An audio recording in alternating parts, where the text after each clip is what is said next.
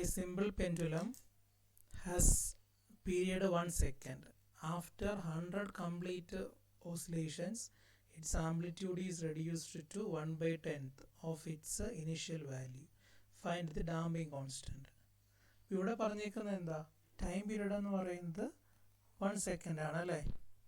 അപ്പോൾ 100 complete oscillations കഴിയുമ്പോൾ എന്ന് വെച്ചാൽ എത്ര സമയം കഴിയുമ്പോൾ 100t സമയം അല്ലേ. ടി എന്ന് പറയുന്നതാണ് ഒരു ടൈം പീരീഡ്. അപ്പോൾ 100 ടൈം പീരീഡ് ആകുമ്പോൾ 100t, അതായത് 100 സെക്കൻഡ്സ് കഴിയുമ്പോൾ ആംപ്ലിറ്റ്യൂഡ് എന്ത് ചെയ്യും, ഇനിഷ്യലി ഉണ്ടായിരുന്നതിൻ്റെ 1/10th ആയിട്ട് റെഡ്യൂസ് ചെയ്യും. അങ്ങനെയാണെങ്കിൽ ഡാമ്പിംഗ് കോൺസ്റ്റൻറ്റ് സി കാൽക്കുലേറ്റ് ചെയ്യാനാണ് പറഞ്ഞേക്കുന്നത്.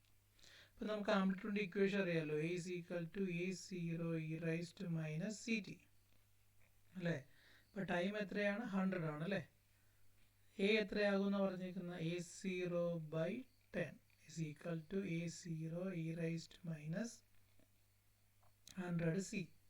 എയും എയും ക്യാൻസൽ ആയി പോയി. സോ 1/10 is equal to, ഞാൻ ഈ മൈനസ് അത് താഴെ കൊണ്ടുവരുവാണ്.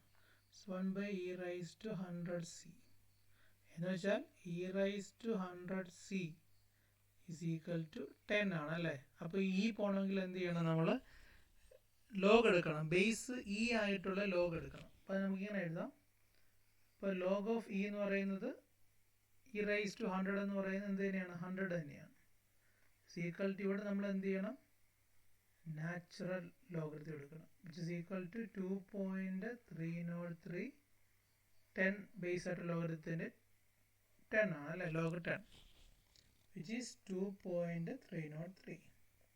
Therefore C is equal to 2.303 divided by 100, which is 0.023 per second.